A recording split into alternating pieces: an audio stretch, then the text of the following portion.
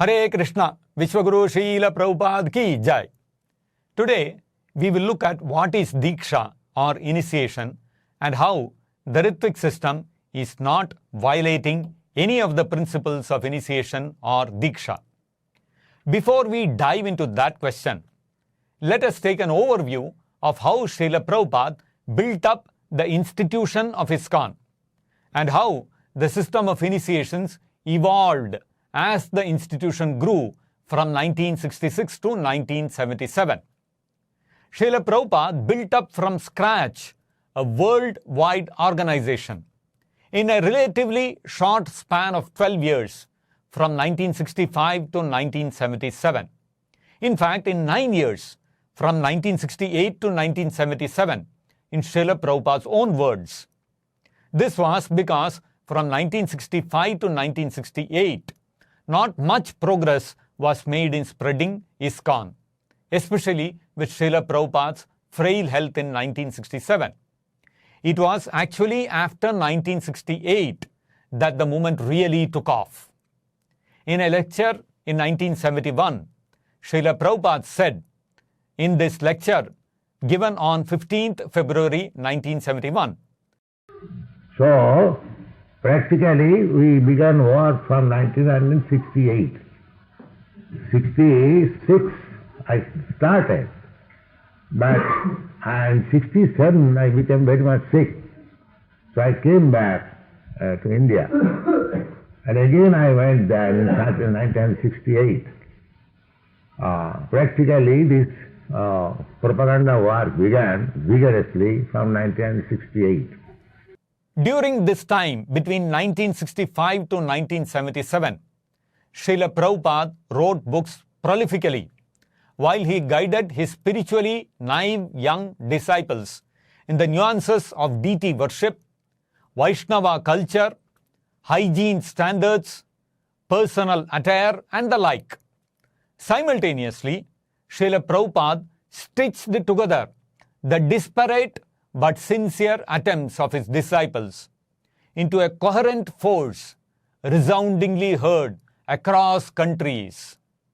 The world sat up and took notice, not because of the genius marketing strategy masterminded by some devotee, but by the transcendental vision and potency of the pure devotee, Srila Prabhupada.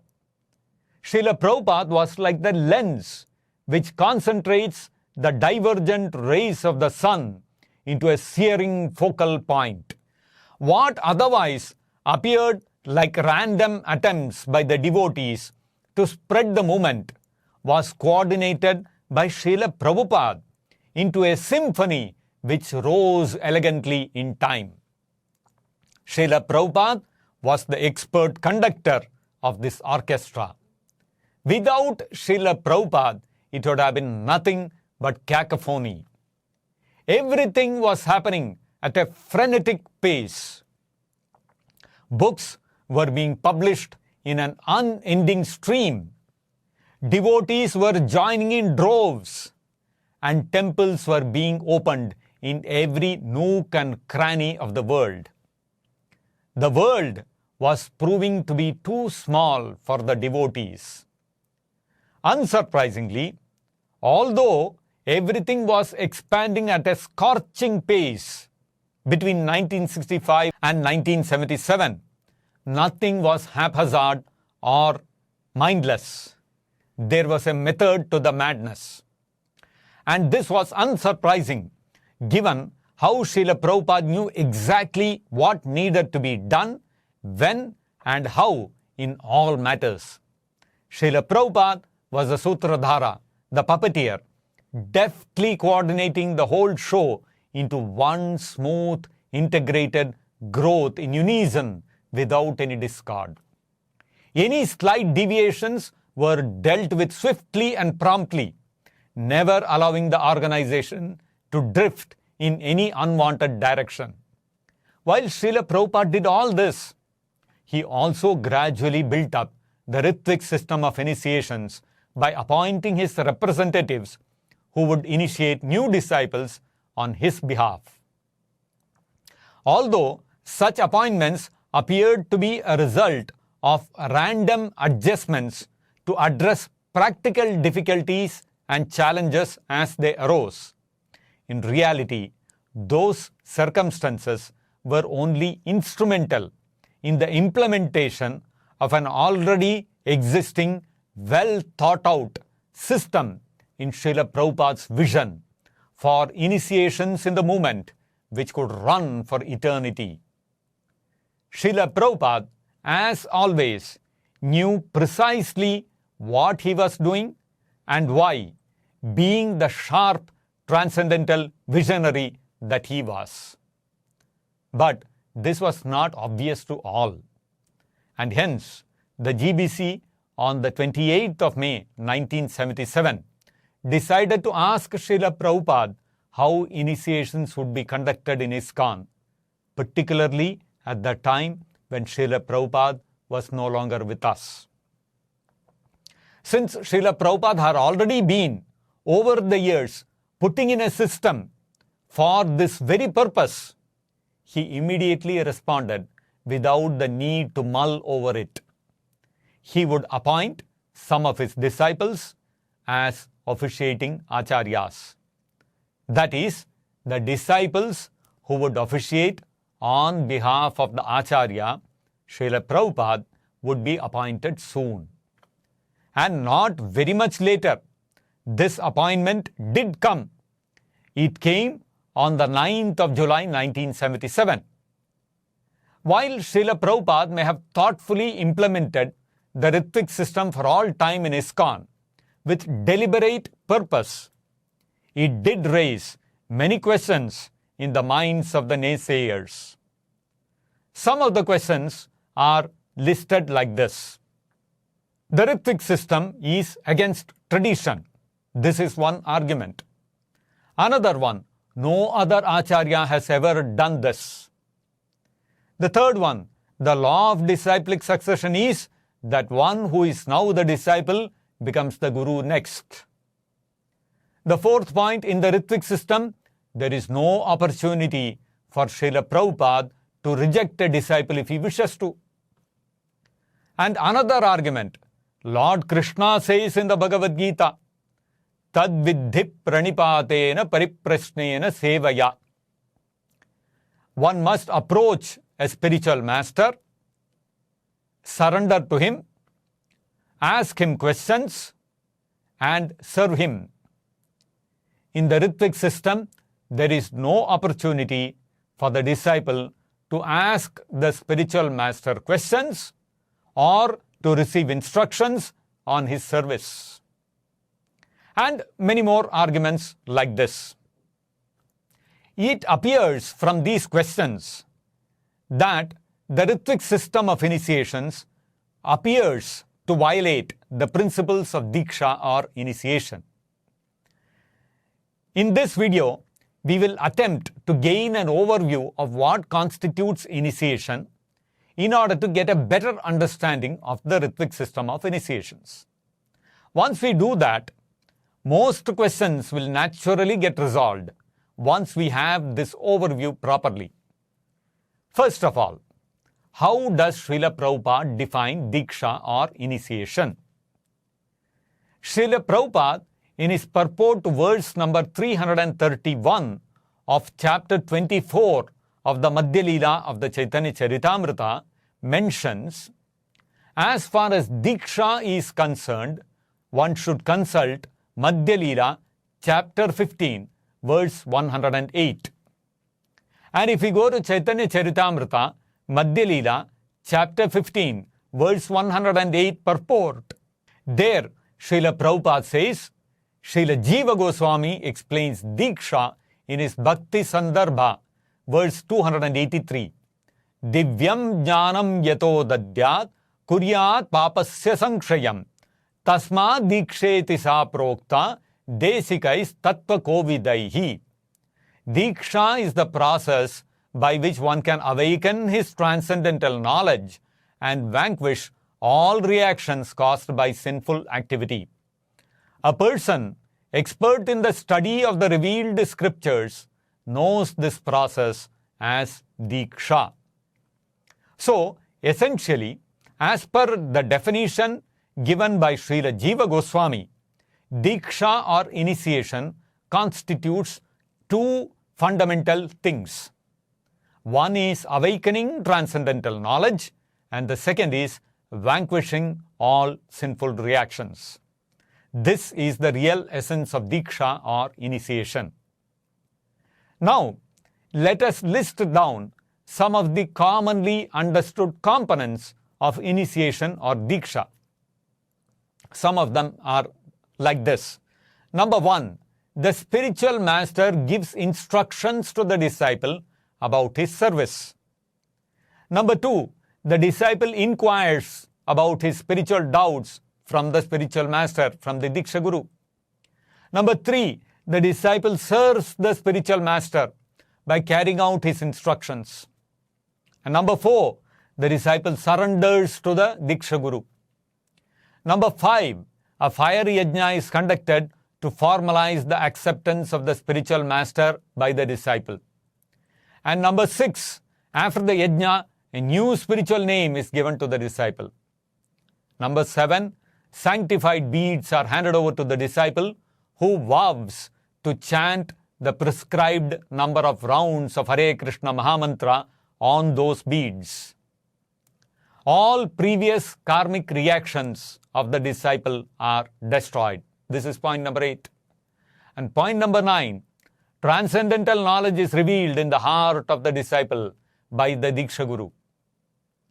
Number 10, the Diksha Guru takes responsibility to take the disciple back to Godhead.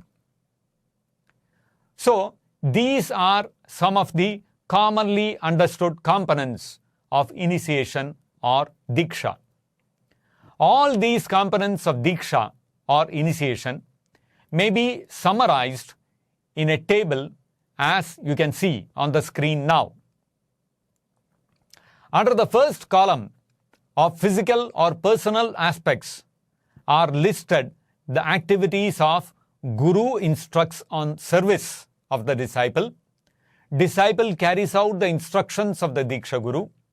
Diksha Guru clears the spiritual doubts and corrects the disciple's mistakes.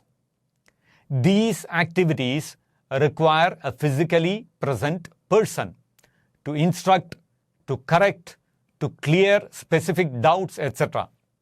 Hence, we have included them under the physical or personal aspect.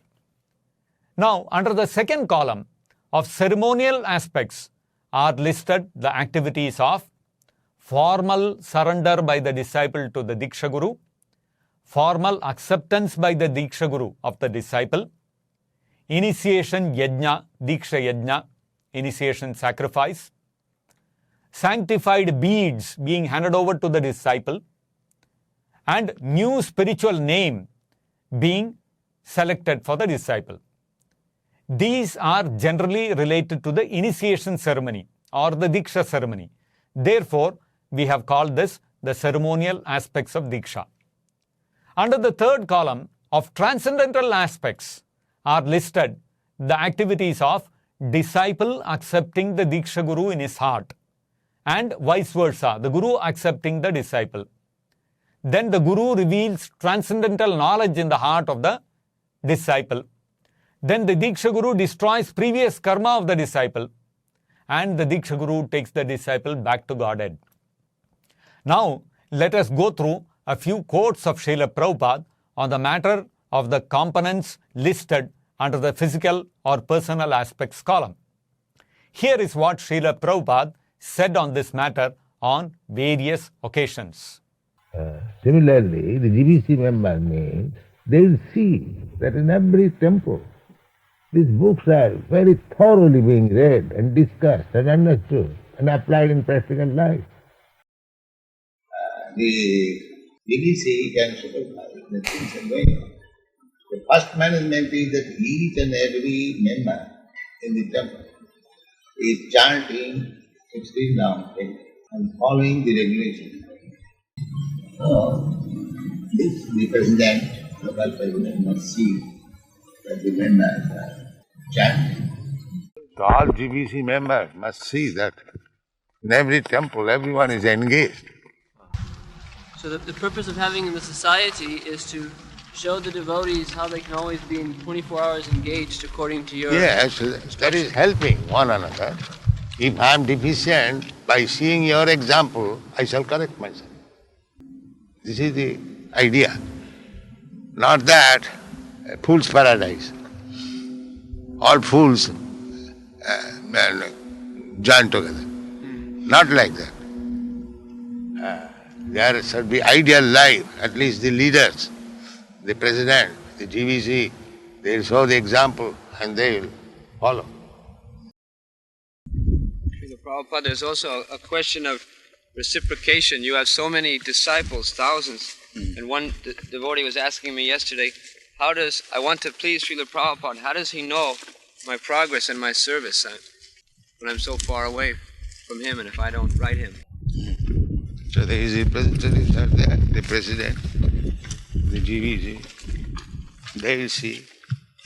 The representative may be there, but what is my personal relationship? To obey your spiritual master. Whatever he has said, you follow strictly. Follow the regulative principle, chant 16 now, that's all. What happens when that inevitable time comes when a successor is needed? He's asking about the future. Who will guide the movement in the future? They will guide. I'm training them. Will there be one spiritual leader, though? I'm training GBC 18 all over the world. His personal secretaries. I see. To see that the original teachings that Prabhupada has given are not in any way changed. In addition to whatever you just heard, in the Chaitanya Charitamrita, Adi Leela, chapter 1, verse 35 purport, Srila Prabhupada says, a devotee must have only one initiating spiritual master, because in the scriptures, acceptance of more than one is always forbidden. There is no limit, however, to the number of instructing spiritual masters one may accept. Generally, a spiritual master who constantly instructs a disciple in spiritual science becomes his initiating spiritual master later on. From this, from whatever you have heard until now, we can see clearly that Srila Prabhupada delegated the aspect of initiation or Diksha which requires physical presence. Srila Prabhupada delegated that to the temple presidents and to the GBCs. The temple presidents and the GBCs are supposed to be Shiksha Gurus, taking care of correcting, clearing doubts, and assigning services to the devotees. Srila Prabhupada, through his books, delivers spiritual instructions to the disciples, which we have classified as revealing transcendental knowledge within the heart, under the column Transcendental Aspects. But if any devotee is in doubt after reading Srila Prabhupada's books, what does he do? Whom does he go to clear his doubts? Those doubts are to be cleared by the temple president and the GBC, which falls under the first column, which is called the physical or personal aspects. But of course, this does not limit Prabhupada. Many cases, some devotee has some doubt, he just opens some book of Prabhupada and starts reading or hears some lecture, Prabhupada can directly also clear those doubts. Thus, it is evident that Srila Prabhupada delegated the aspect of the initiation process or Diksha, which requires physical or personal presence. Srila Prabhupada delegated that to the temple presidents and the GBCs or the senior devotees in the movement. Now, let us look at the next aspect, which is the ceremonial aspect. In a letter to Karandara, written on 13th of April 1971, Srila Prabhupada wrote, so far as Gayatri initiations are concerned, the tape is not required. You have the threads chanted on by me, and now I am enclosing herewith copies of Gayatri Mantra, one for each of the 7 disciples to be initiated. Hold a fire ceremony, chant Gayatri Mantra to them individually, and let them hear and repeat. then offer the threads on my behalf. The fire sacrifice should be performed as usual. Here, Srila Prabhupada authorized the temple president to chant the Gayatri mantra into the ear of the devotee being initiated. In another letter to Nityananda written on 29th of September 1972, Srila Prabhupada said something similar to what he wrote in his 1970 letter which we saw just now. So in 1972 also, in this letter to Nityananda, Srila Prabhupada said, "Now hold the ceremony as per the enclosed instructions. During the fire ceremony, you can also give the sacred thread and Gayatri mantra to Bhudara, which I am enclosing also herewith. Teach him to chant on the finger divisions and play the copy of the tape of me reciting Gayatri mantra into his right ear. Also, I am sending the beads for Michael Lightfoot, duly chanted by me under separate post. So you may hold the fire yajna, install deities, and give initiation to these two boys." In this letter, Srila Prabhupada said a recorded tape of his could be used for Gayatri initiation. In yet another letter to Bhutatma, written on 5th of January 1973, Srila Prabhupada wrote, "Upon your recommendation, I am very glad to accept the 6 new students as my duly initiated disciples. Their letter is enclosed herewith. As for chanting on their beads, I have delegated Kirtanananda Swami to chant on the new devotees' beads on my behalf in your country. In Europe, Revatinandan Swami will chant on the new devotees' beads on my behalf. Because it is such long distance, therefore it is very expensive to send beads airmail from here, and there are so many instances of the beads being lost in that way. And I am getting now requests up to 20 or 30 each week. So it is practically becoming impossible for me to chant the beads when I am so far distant. Therefore, the new devotees may send their beads to Kirtanananda in New Vrindavan, and he will chant the beads and send back to them. Is this all right?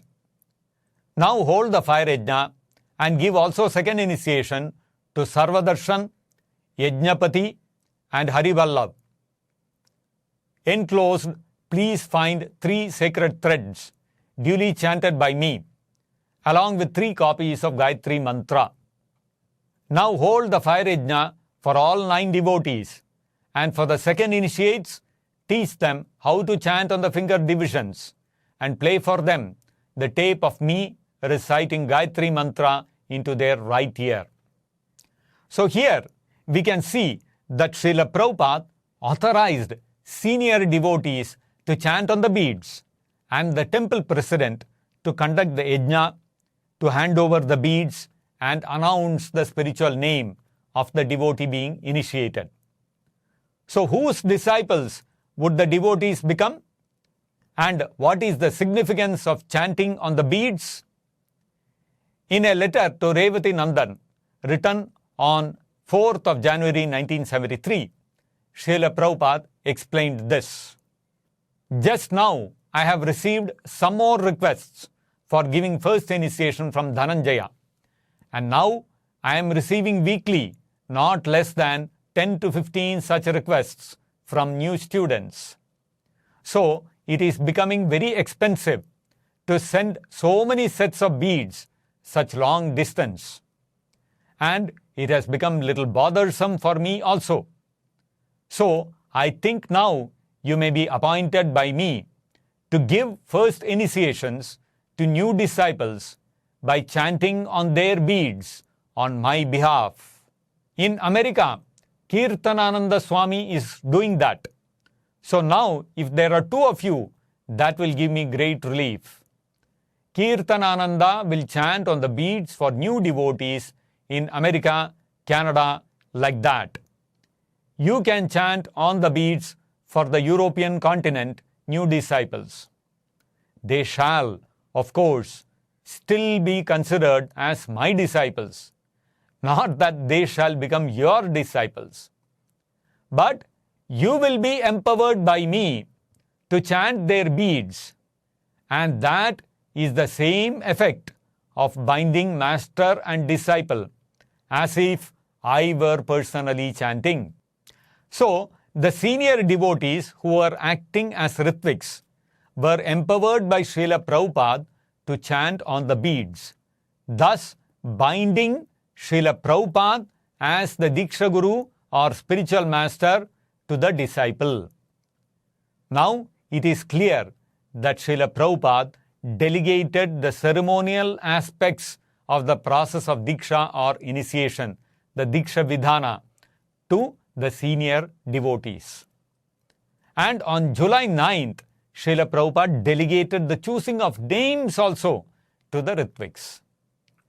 Now, let us look at a few more quotes of Srila Prabhupada with respect to the last column, the Transcendental Aspects column. In a letter to Tamal Krishna, written on 19th of August 1968, Srila Prabhupada wrote, "The chanting Hare Krishna is our main business. That is real initiation. And as you are all following my instruction, in that matter, the initiator is already there. Now, the next initiation will be performed as a ceremony officially. Of course, that ceremony has value because the name, holy name, will be delivered to the student from the disciplic succession. It has got value. But in spite of that, as you are going on chanting, please go on with this business sincerely. And Krishna willing, I may be coming to you very soon."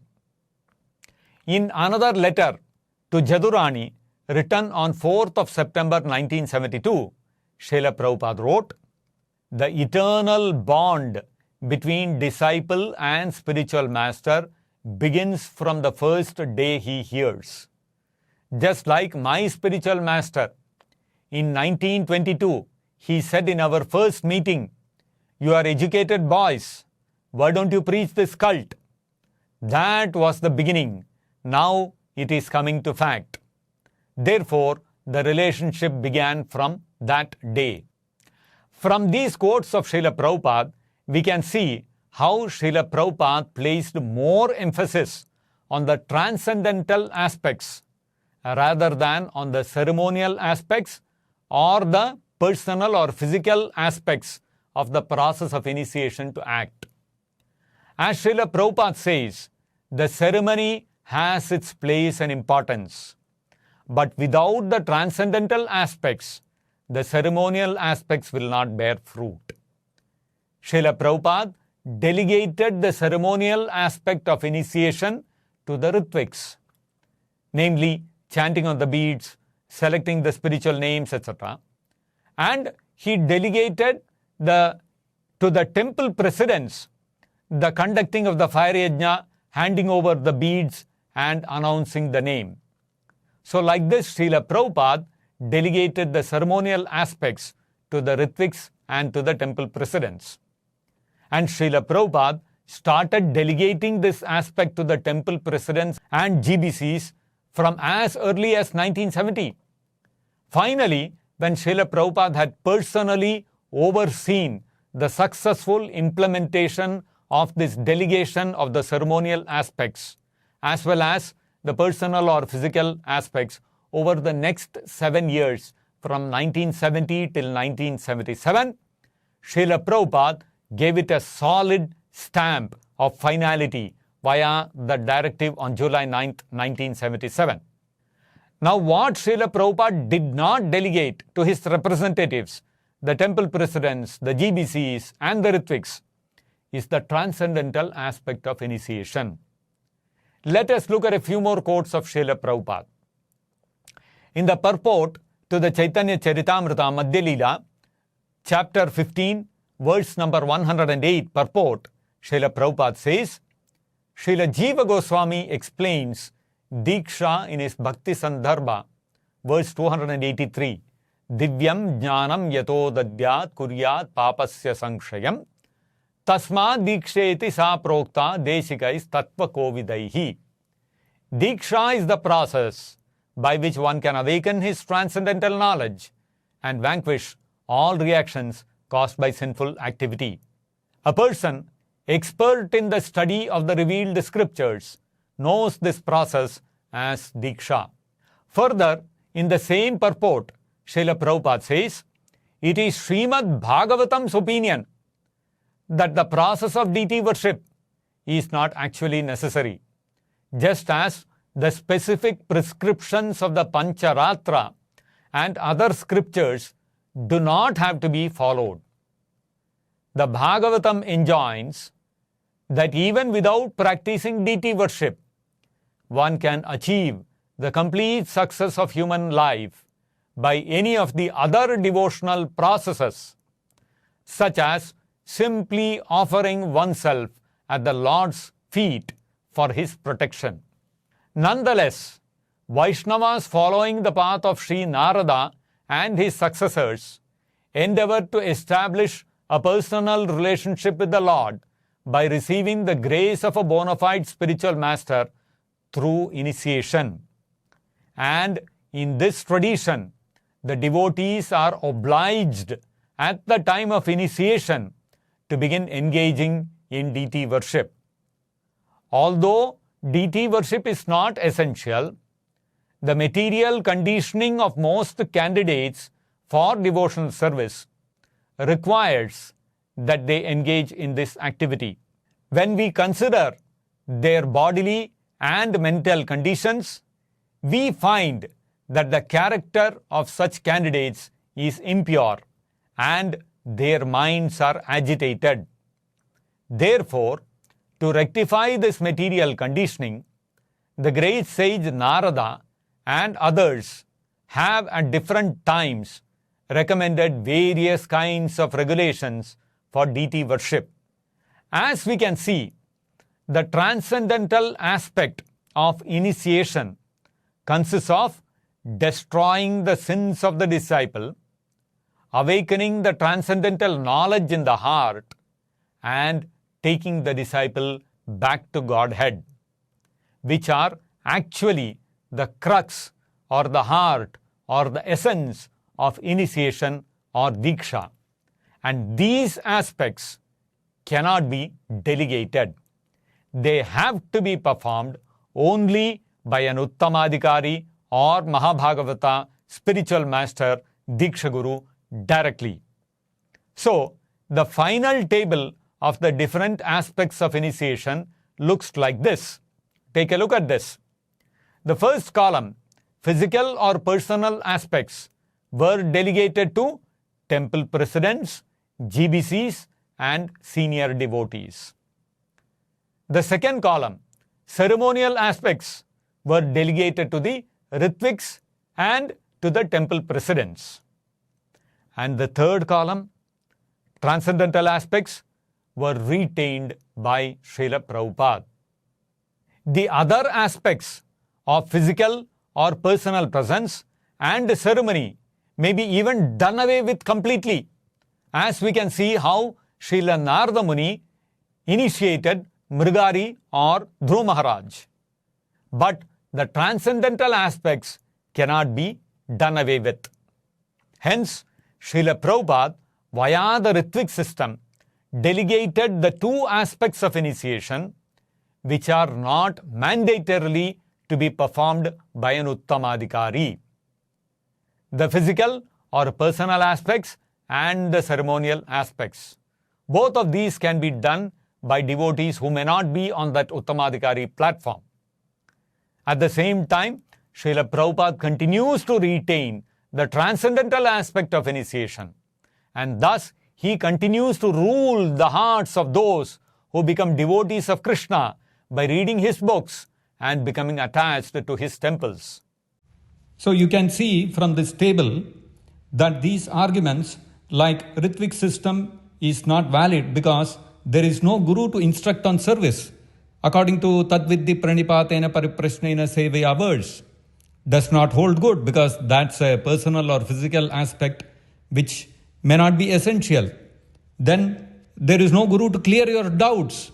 Even that is not applicable in the Ritvik system.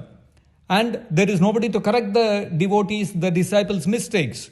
Even that doesn't hold good. So all the arguments which are brought up against the Ritvik system is centered around the personal or physical aspect, which has been already addressed in the Ritvik system of initiations. Prabhupada has already addressed it. So using those arguments, you cannot invalidate the Ritvik system of initiations. Because if you see the entire system of giving Diksha, the personal or physical aspect and the ceremonial aspect are only one portion of the entire Diksha Vidhana, the process of Diksha. And they are not the most important part of Diksha.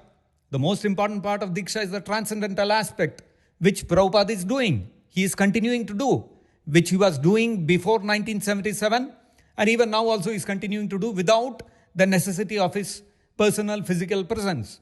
Even before 1977, all the transcendental aspects of the Diksha was being performed by Prabhupada without requiring his personal physical presence. There were so many devotees in ISKCON who got initiated who might never have met Srila Prabhupada, but all the transcendental aspects were fully fulfilled. So therefore, these kind of arguments which are focusing on the personal or physical aspect, to say that a living guru is essential, is looking at the whole process of Diksha in a very narrow frame. And therefore, we should not get caught up by these kind of arguments which are not having a proper overview of the entire initiation process. Thus, we can see clearly that there is nothing against tradition or any law of disciplic succession. None of these things are being violated by the Ritvik system instituted in ISKCON by Srila Prabhupada personally, particularly for the time when Srila Prabhupada is no longer with us. The very fact that Srila Prabhupada built up the system of initiations over several years, between 1970 and 1977, just like he did with all other aspects of the transcendental organization of ISKCON, speaks volumes about the efficacy and authenticity of the Ritvik system. This Ritvik system of initiations was given to us by a fully enlightened personality with transcendental vision. Any other system developed by persons who are not similarly enlightened is fraught with dangers and pitfalls. Like Srila Prabhupada often quoted Prahlad Maharaj, Andha yathandair upaniya manaha. Blind people following blind leaders are bound to end up in a ditch. The ISKCON Mumbai Group's GBC has invented a system of a managerial board indicating no objection to Diksha Gurus in ISKCON. There is absolutely no evidence to support this invention of no objection Gurus. There is no evidence either by way of tradition or parampara or shastra or Srila Prabhupada's direct order. And by their own admission, in their resolution number 409 of 2004, they don't know if anybody in ISKCON is a pure devotee or not. They cannot even certify whether they themselves are pure devotees or not.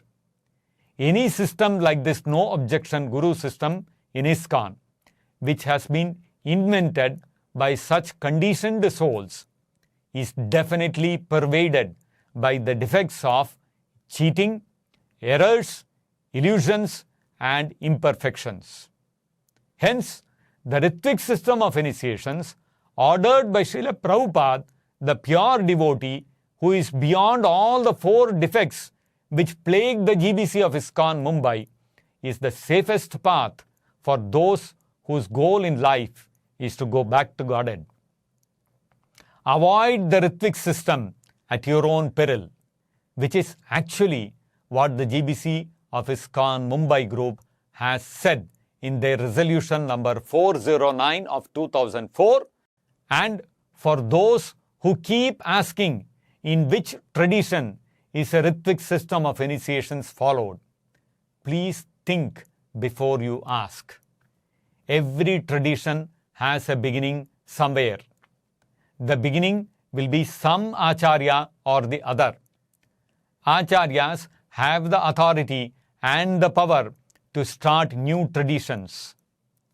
The question that Rtvik system has never been followed in any tradition presumptuously assumes that Srila Prabhupada is not empowered, he is not authorized, he is not powerful enough to start new traditions. But the GBC thinks that they are better than Srila Prabhupada. Why? Because they can start a new tradition of a managerial board like the GBC, indicating no objection to Diksha Gurus. But Srila Prabhupada is not powerful enough to start a new tradition of a Ritvik system of initiations. This kind of attitude of the GBC towards Srila Prabhupada is very offensive. And this question of asking about tradition to support the Ritvik system of initiations ordered by Srila Prabhupada is actually very disrespectful towards Srila Prabhupada. Hence, instead of asking Srila Prabhupada's ISKCON group devotees in which tradition is the Ritvik system of initiations practiced, the devotees of the ISKCON Mumbai group should be questioning their GBC about their resolution number 409 of 2004, which states that when the GBC allows a devotee to take up the service of initiating, it does not thereby endorse him as an Uttamadhikari or pure devotee or certify his having achieved any specific state of realization. Rather, the GBC indicates that it has no objection to his initiating disciples within ISKCON. The devotees of the ISKCON Mumbai group should please ask their GBC in which tradition is it found that a GBC body indicates no objection to allow devotees to act as a Diksha Guru. Also, please ask them why they are not obeying Srila Prabhupada's order on July 9th, 1977 to conduct initiations in ISKCON via Ritviks. That is the real question to be asked. Instead of following the offensive, no objection Guru system of the ISKCON Mumbai group, please follow Srila Prabhupada's ISKCON group's system of Srila Prabhupada's July 9th directive to implement Ritvik system of initiations in ISKCON, and remain free from offenses to the lotus feet of Srila Prabhupada. Hare Krishna, Vishwaguru Srila Prabhupada ki Jai.